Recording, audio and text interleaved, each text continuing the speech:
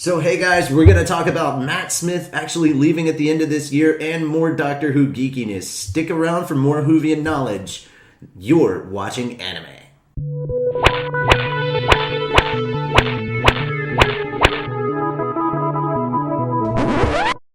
So hey guys, I'm Richie Roberts. I'm Alan Childers. And that's Jeff Vader on loan from the Death Star Canteen Podcast. Alrighty, so what's going on is we've got three different kind of points of view or reference on Who. Alan has... I'm a noob. Alan has has a lot of Matt Smith with a sprinkling of Tennant. I've been watching Who since 2005 and onward, but I haven't gone and watched any of the stuff earlier on in the series. And Jeff Vader here has been watching the whole thing. So Jeff brought up some news to us earlier. Now you were bringing up news that Matt Smith was leaving for the Christmas special, and I immediately called bullshit, mostly because I just didn't want him to leave. And then they made an official announcement. So confirmation. The fuck. First off, what is going on? Basically, the way British television works is you sign a contract, and when that contract's up, you can either renew it. Or you can basically say, fuck it, and I do my own thing. Isn't that kind of how they do it here, too, though? Not necessarily. Mostly because the contracts that are done in America, they usually, when you're doing a show, is for a 7-year-long period. Jesus. But for... No wonder it's so soon for me. You know, I'm used to like an extended period of time. In Britain, it's shorter because they do everything shorter. You have 13 episodes in a season, whereas we over here, we do it like 22, 23, that sort of thing. Where in... Britain, they do 4-year contracts. In America, we do like 7. Okay, so damn you, Britain. Send us more episodes per season. Here in America, too, though, if they don't get the viewership or people don't watch the show, it's gone. It's gone. Yeah. After the second show, I think NBC pulled one about a dude that like during the day he was a doctor, and at night he had like fucking Dr. Jekyll and Mr. Hyde shit. I don't even remember the name of it. Well, it got ripped off the second show. They're not going to get rid of Doctor Who. That's like a... Well, no. We were explaining Who. We were saying that they're not getting rid of Who anytime soon. No, There's at least 2 more regenerations to go through. Doctor Who in itself isn't going away, mostly because of 2 things. One, BBC's making money off of it. You're not going to get rid of it. And 2, the fan base will come murdering you with TARDIS torches and pitchforks. Police boxes galore will be around every street corner. Not to mention all the Minecraft safety torches. Yes. Yeah, but there are no Who-tards in Minecraft now. But yeah, for the most part, the way it works is you're given a 4-year contract. Once that's up, you can either renew it or you can let it go. Matt specifically hasn't renewed it and doesn't seem like he is, mostly because he's wanting to move on into Hollywood, which he's just done a film with Ryan Gosling and wants to break into Hollywood, which is something that every actor apparently wants to do. I mean, David Tennant, he wanted to do theater, and on the note of cancellations, he tried to do a show as well, which is known for most people who actually know it as Rex is Your Lawyer. It didn't even get a pilot episode. It was trash tanked and never got to see viewership whatsoever.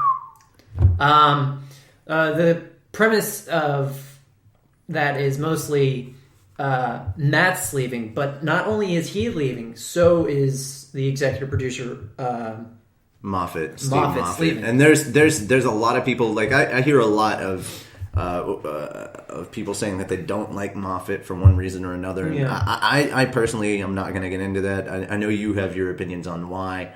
I generally like the show itself. I mean, I don't have a lot of problems with the writing. Like Matt is, I mean, he's not my doctor. Tennant's my doctor. But I think that Matt did a really good job of filling those shoes because, like, Tennant left some big shoes to fill. Well, and there, I still hear people saying they haven't watched Matt Smith because they just can't watch without Tennant being the doctor. And I'm like, no, give Matt a chance. Matt did a really, really good job. The problem with most fan bases is, oh, hey, he was my doctor. That's the same basis on going back when Tom Baker was the doctor and he regenerated. Everybody was like, no, fuck this, I'm not doing that. You see, I haven't even watched any of that. I'm actually going in reverse. I feel like I'm River because I'm moving back in reverse. Because how he started off. All right, that's my fault.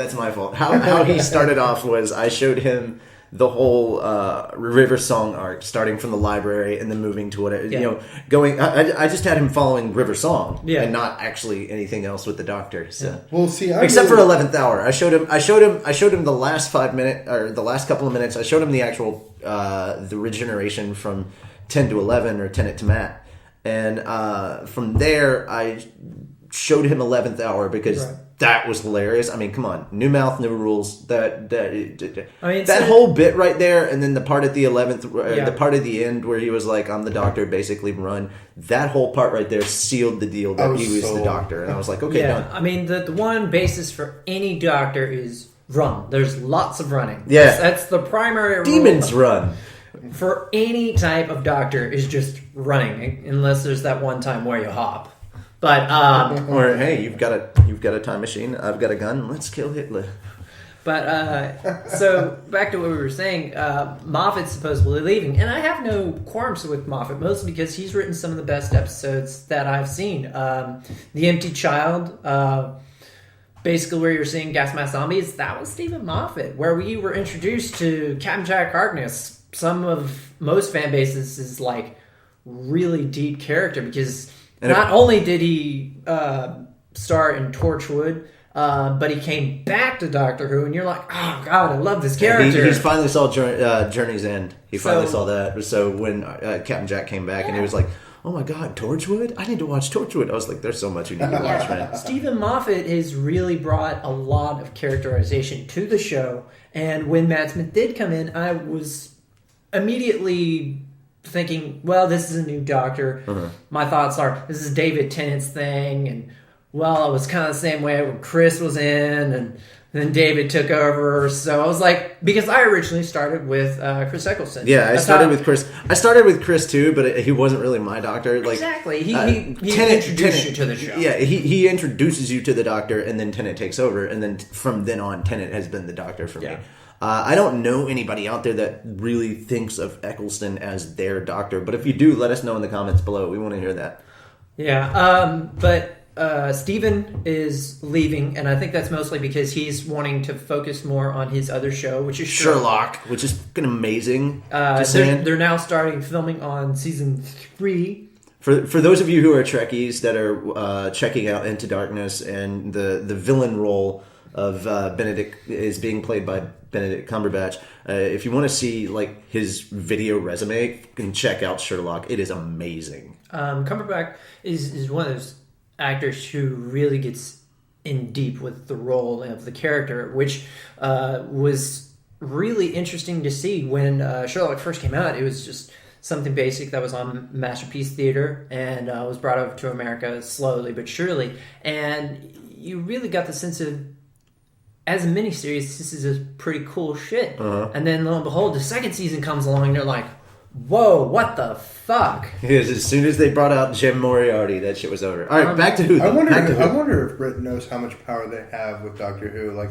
if they threatened to turn it off, we would give them. Yeah. We would chop off an arm and be like, here, take our arm. Please continue, Doctor Who. I'm telling you. No, I don't think I'd respond out of sacrifice so much as I'd respond out of just pure vengeance. Like I would be like, look, you don't understand. I will break into the White House just to find the big red button. Well, I might cry like a little baby because ever since you exposed it to me, like now I'm like, wow, BBC does more than just like slow soap opera drama crap. I mean, it's really got a rich history of science fiction that goes back to, Outer Limits stuff. I mean, when 1963 is when it aired? 1963 when it originally aired in November, I want to say. But the thing about their science fiction roots is that a lot of it was not just primarily based on BBC's intention to bring sci-fi. It was more of education than anything, because they wanted to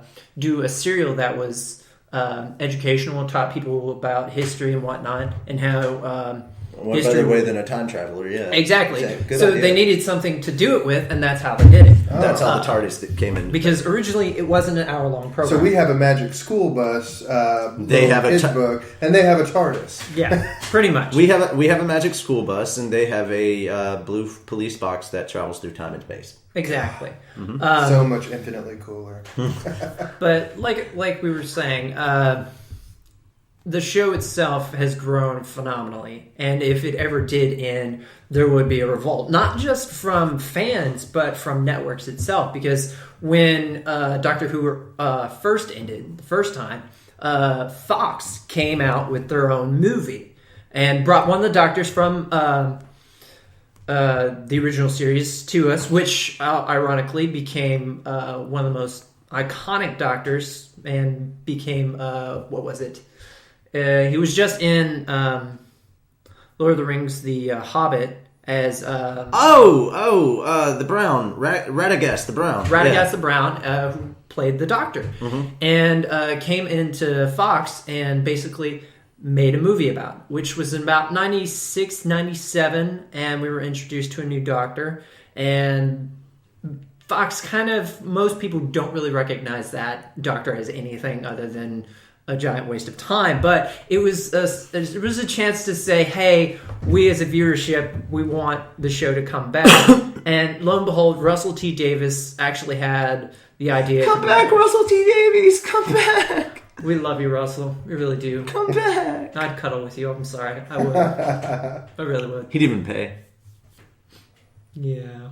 Okay. But anyway, so I mean, what are your thoughts? What are your thoughts on Matt? What are y'all's thoughts on Matt leaving and Moffat leaving? I'll miss Moffat, but I'm not as broken up about it as I am Matt leaving, because I really liked Matt. I think it took me so long to kind of get used to him after Tenet, and now it's like as soon as I got used to you, you're leaving me. Why? Well, see, it's like you just got cheated on. I have just been exposed to Doctor Who within the last 6 months, so this does not feel like 4 years to me. It feels like 6 months. Yeah, it feels like just a few months. So it's like suddenly I'm getting this dose of awesome, and now it's going away. But the show's not going away, so I'm like, I'm intrigued more than I am like fearful that he's leaving. Exactly. So if you had a wish list, top 3 wish list of who the next actor to play the Doctor, anyone across the world, your top 3 wish list. Who would you want as the Doctor? And this is all 3 of us. So that's a hard one, mostly because you don't know who would fill those shoes best. Alan Tudyk.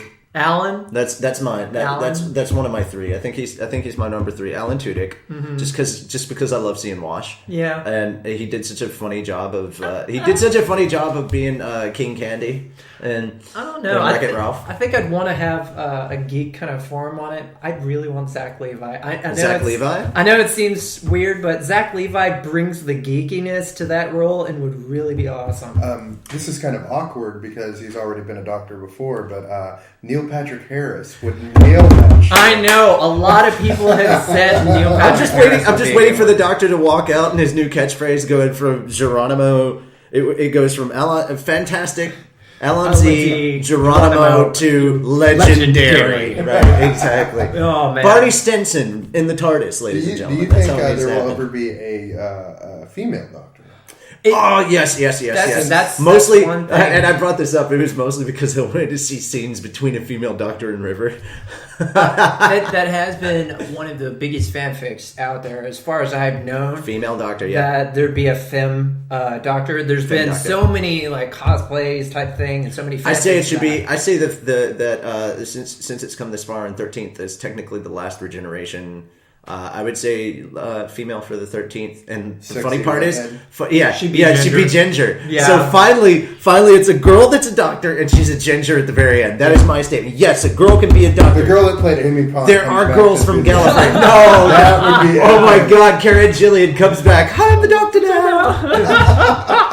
And you know what? I still like fish fingers and custard. How about that? So Karen Gillian, you want to be the Doctor? You know, the 13. There's some amazing stories within the Doctor, Yeah. like the whole River and Doctor arc, and then you know how Amy and Rory are just were like at the 2,000 years waiting for a chick for 2,000. Especially years. Rory's commitment to her and being like, you And he's know a what? fucking He's the robot. one guy. Since he didn't want to leave in the first place, here's my second choice. Let's bring back Arthur Darvill. Arthur. Let's bring back at Ratty Darvill. Well, follow him on Twitter. If we're gonna go into someone who's actually British, I think someone who would be perfect for the role is Jamie Bomber. He first starred in what he became hugely known for was Battlestar Galactica. He played the pilot Apollo, and then was also in a television show called Law and Order UK. And I think he'd really be good at it, mostly because not only does he have the British chops to do it, but he's really good in television. Ultimate, my number one ultimate, and this is just off of my geeky list. My number one ultimate choice for number one as the Doctor right now, Joseph Gordon-Levitt. I would take Joseph Gordon-Levitt for number 12. I would totally grab that up. That would be interesting. Yeah. So you said there would be a one. Sherlock uprising if Cumberbatch did it.